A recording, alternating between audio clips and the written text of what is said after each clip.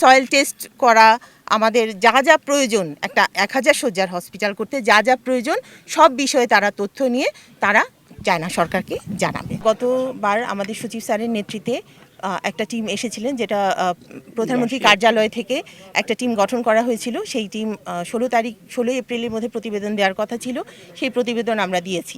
তারও আগে আমাদের মাননীয় মন্ত্রীর সাথে মান্যবর চায়না রাষ্ট্রদূতের সভা হয়েছিল, সেখানেও আমরা নীলফামারীতে 1000 শয্যার হসপিটাল স্থাপনের বিষয়ে আমরা প্রস্তাব দিয়েছিলাম। সেই ধারাবাহিকতায় এবং প্রধানমন্ত্রী কার্যালয় কমিটির রিপোর্টের প্রেক্ষিতে হচ্ছে চায়না থেকে প্রাথমিক একটা টেকনিক্যাল টিম এসেছে। তারা আমাদের যে আমরা ফিজিবিলিটি স্টাডি করেছি সেটা তারা দেখেছে এবং তারা সরজমিনে দেখতে এসেছে।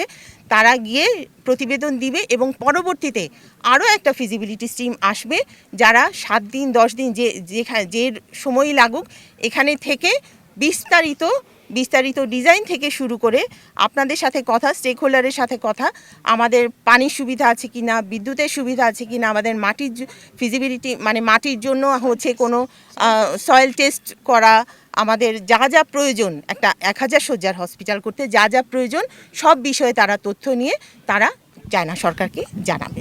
আমাদের দিক থেকে আমরা একদম তাই বলেছি যে নীলফামারী সদরে আমাদের জেলা প্রশাসন থেকে 25 একর জায়গা আমাদেরকে দেয়া হচ্ছে, যেটা একদম খাস জমি, এটা আমাদের কোনো টাকা দিতে হচ্ছে না, আমরা এইটাই অফার করেছি এবং এই জন্যই ওনারা হচ্ছে এই জমিটা দেখতে আসছেন। আমরা সর্বোচ্চ চেষ্টা করে যাচ্ছি যে নীলফামারীতে 1000 শয্যা হসপিটাল করার জন্য। আপনারা সচিব স্যারের কথাও শুনেছেন যে আমরা সর্বোচ্চ চেষ্টা করে যাচ্ছি এবং আমরা ওদেরকে মানে ওরা যা চাচ্ছে, ওরা যেরকম তথ্য চাচ্ছে আমরা তথ্য দিয়ে ওদের সাহায্য। তারা এখনও আমাদের কিচ্ছু বলেনি, তারা ফিজিবিলিটি স্টাডি করে যদি